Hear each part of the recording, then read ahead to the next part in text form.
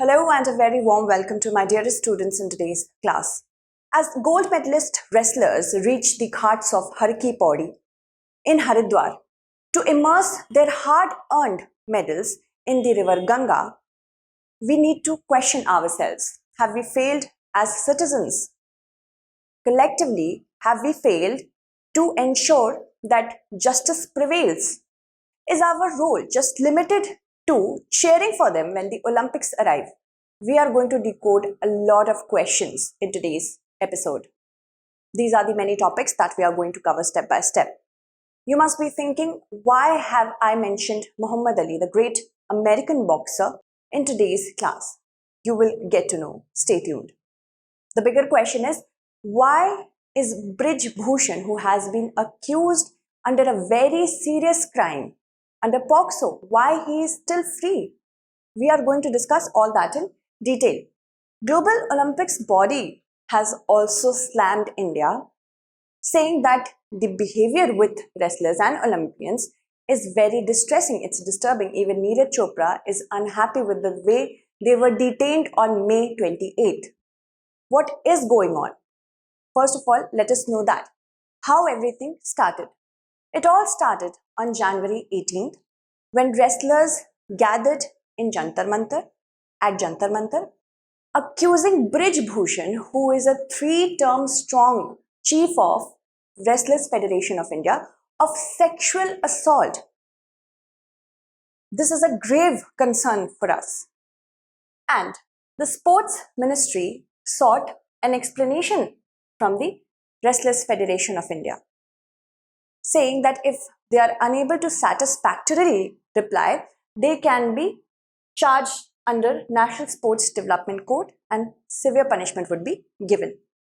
Comes January 19, many important Olympians met the wrestlers and also showed their solidarity and support. Wrestlers say that they have evidence of sexual harassment against Brij Bhushan and an FIR could also be lodged if need be.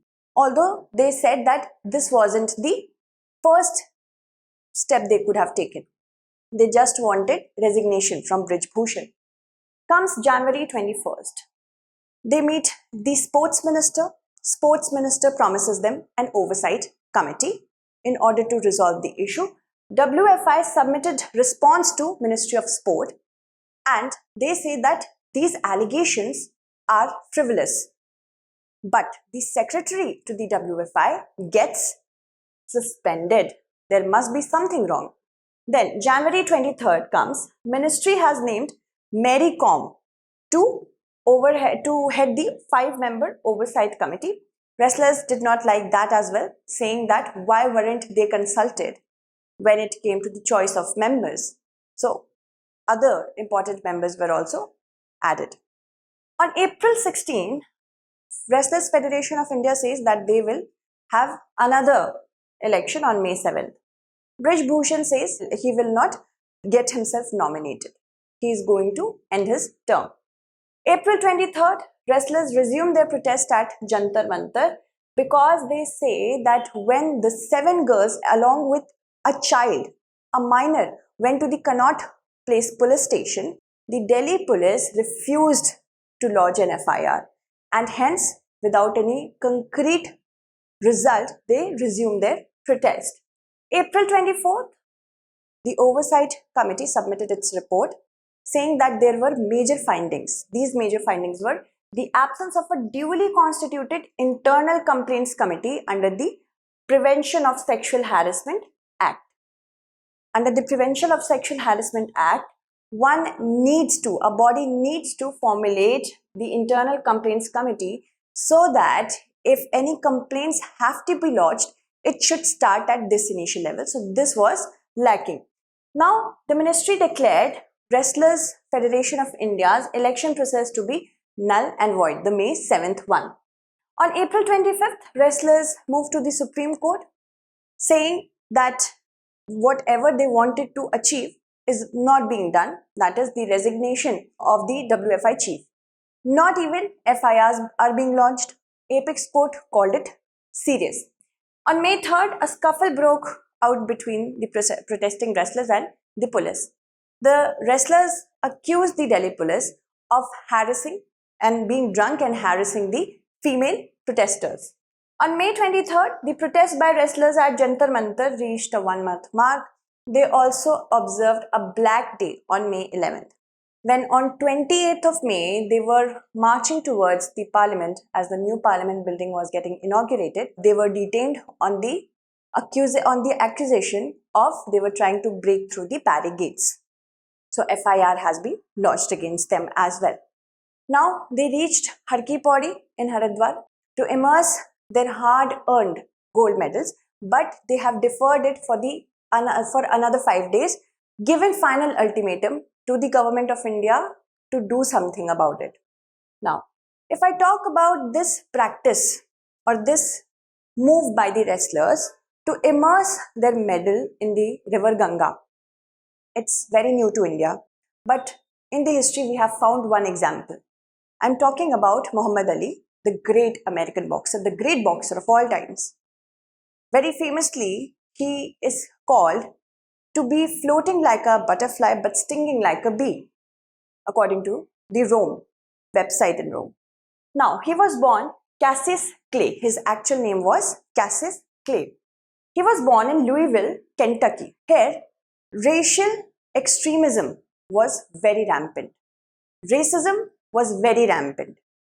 It is said that he was caught by a police and the police saw his outburst on a motorcycle.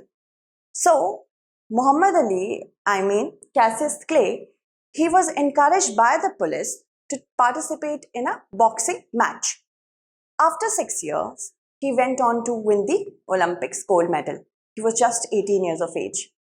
He was so happy that he won. He said that he did not take off the medal at all. He ate wearing it, he danced wearing it, he even slept wearing it. He slept on his stomach so that the medal won't cut him. But he did not care. He was so happy and ecstatic. He also is believed to be, there is one story that he immersed or threw his Olympic gold medal in the Ohio River. Because when he went back to Kentucky, after being an Olympic gold medalist, he was still called, I'm sorry, because I'm going to say a racial slur, I don't mean it in any way. He was called an Olympian nigger. So this deeply hurt him. He was refused service at a restaurant that serviced only the whites. He thought, how does it even matter? So because of that, he threw the medal in the Ohio River.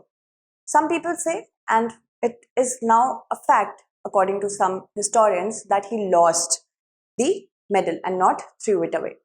But in 1964, he gave up his identity as Cassius Clay, became Muhammad Ali after embracing Islam.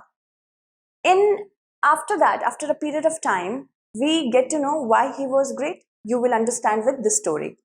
Why he was great? Because he was asked by the US government to participate in the Vietnam War. He refused it, saying, what would I do going to the Vietnamese war and fighting and throwing bullets on brown people, where racism is rampant in Kentucky and people here are treated like dogs. So he is known as the great not because he won the Olympic gold medal, but because of his undying conviction for his principles. Moving ahead. Now, why is Brij Bhushan still not arrested? This is the biggest question. He has no court order protecting him. He is openly intimidating the Olympians, the wrestlers, calling Vinesh Phogat as mantra. You know, these all reeks of patriarchy. And he is doing it openly. Understand that the Protection of Children from Sexual Offences Act is under it. If any person is accused, it's really serious. And POCSO, under this only, Brij Bhushan has been accused. See, the power to arrest or not to arrest actually belongs to the investigation officer, and it is usually a given that the accused generally gets investigated and arrested. At least investigation begins. But for Brij Bhushan, it hasn't happened so. The accused can always apply for bail in court on the fact that he won't try to flee, he won't try to intimidate the victims or the accuser or the prosecution, and he will not tamper with the evidence. But Brij Bhushan hasn't even applied for anticipatory bail. The police says that they are yet to record all the statements under section 161 and section 164 of the IPC, which is weird. Another thing is that they are waiting for the report from Wrestlers Federation of India, which is another point that is bizarre. At least they should have started the investigation, which is not happening. A statement by a victim naming the accused openly is enough to start the investigation, but that hasn't happened yet. Another problem is that Brij Bhushan is saying with the leadership of the seers, they are going to change the POCSO Act. This is the level of awareness he has in his capacity. So we need to understand that the majesty of the law lies in the fact that it is uniform for all. It does not differentiate between the powerless and the powerful. If it doesn't happen, then it will set a very bad precedent for everyone. Now, let's talk about POCSO. POCSO was brought in the year 2012. Mind you, it's a gender-neutral law. Gender-neutral means that the victim and the accused can be either a man or a woman. A victim-centered piece of legislation it is, because it cares about the children and gives into picture certain mechanisms which are very children sensitive, such as recordings to be done in a very childlike manner in order to understand the child psychology. Speedy trials should be there, not to put the child over and over through the same process. The child is defined as somebody who is 18 or under 18 years of age, not who is above 18 years of age. It defines certain sorts of assaults: penetrative and non-penetrative assault, sexual harassment, as well as pornography. It defines if I talk about section 7 of the POCSO, it defines the ambit of sexual abuse against children. It says, whoever with sexual intent, the keywords that we have to remember here is sexual intent. Intent should be there. Touches the vagina, penis, anus or breast of a child, makes the child touch the vagina, penis, anus or breast of such persons or any other person, or does any other act with sexual intent. Sexual intent, please keep this word in your mind, these two words in your mind, which involves physical contact without penetration is said to have committed sexual assault. So penetrative and non-penetrative both are defined in this way. Again, whoever means either a man or a woman is abusing a child who is a boy or a girl. So it's a gender neutral legislation. That is why I'm saying that. Then section 354 of the IPC. Here we will compare these two. Section 354 of the IPC says assault or criminal force on a woman. This is woman centric. This is not gender neutral. This is woman centric. Assault or criminal force on a woman to outrage her modesty. Keyword here is modesty. Whoever assaults or uses criminal force to any woman, again intending to outrage or knowing it to be likely that he will thereby outrage her modesty. That means there should be a direct intent, the intent should be there, but we have to understand that the intent is more profoundly decided for POCSO, not here. But if any act is being done to outrage a woman's modesty, or for a certain fact, I know that if I do this to this particular woman, this will lead to outraging of her modesty, that is also covered under this.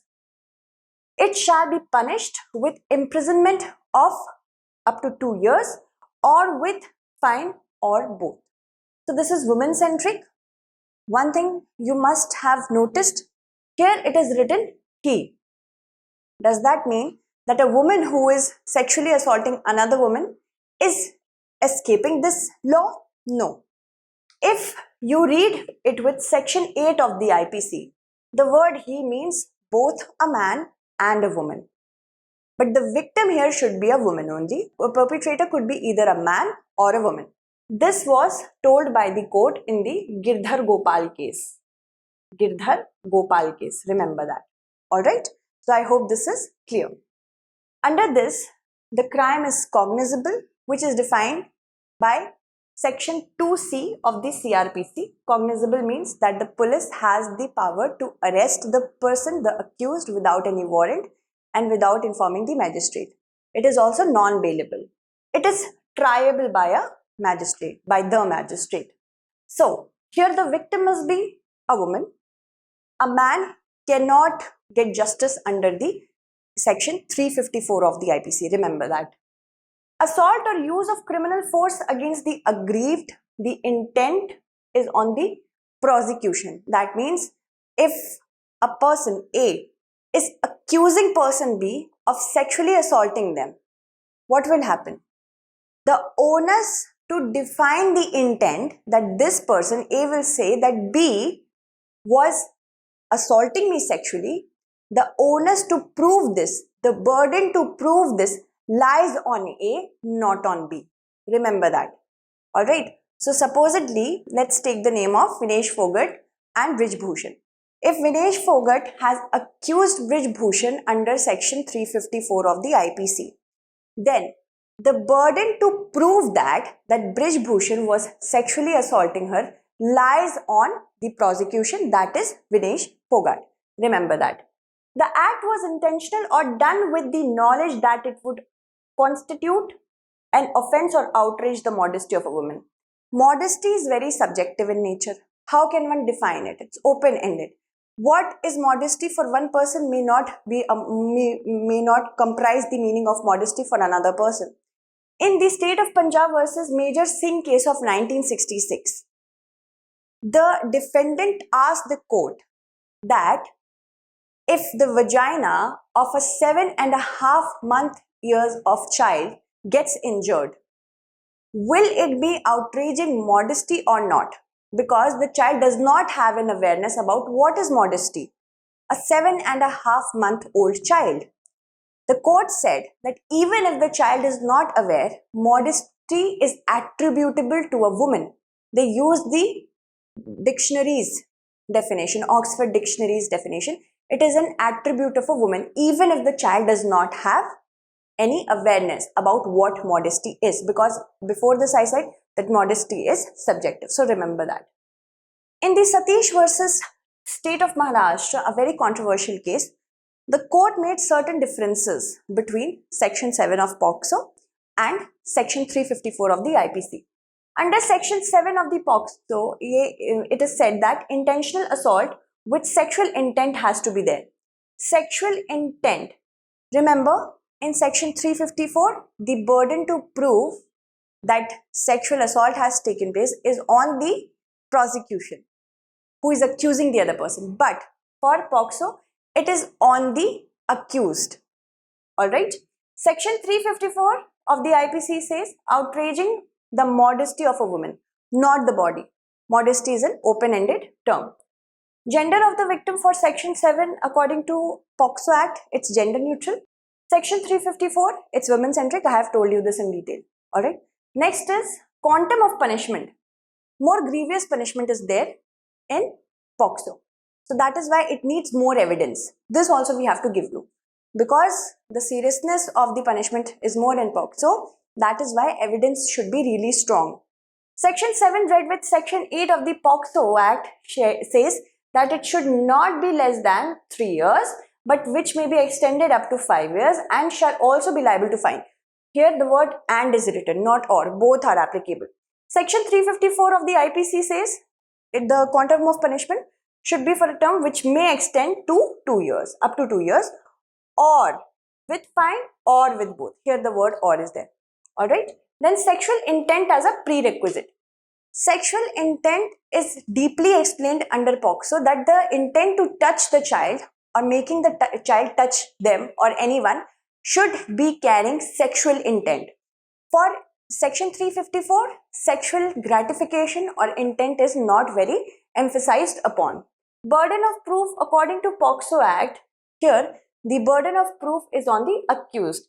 In this case, the accused is Brij Bhushan. So now he has to prove that his intention to touch the child in that kind of manner, in sexual intent kind of manner, wasn't there.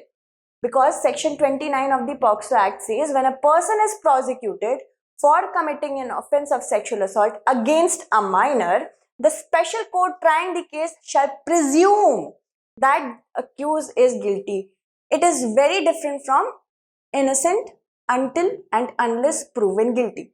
Section 29 lets the court also to presume that the accused is guilty. This could be a very good prelims question. Pay attention. Section 354 of the IPC says the burden of proof is on the accuser. If A has accused B of sexual assault, the onus to prove that this was the sexual assault, this person has sexually assaulted them, lies with A. Alright, so these are the very intricate details that you have to keep in mind. I hope I could help you understand this particular issue in a much better form. If you need the PDF, you can contact me on Telegram. I will send you the PDF. It's Pooja Dwivedi, StudyIQ. You can also contact me on Instagram if you want to. Thank you so much for watching.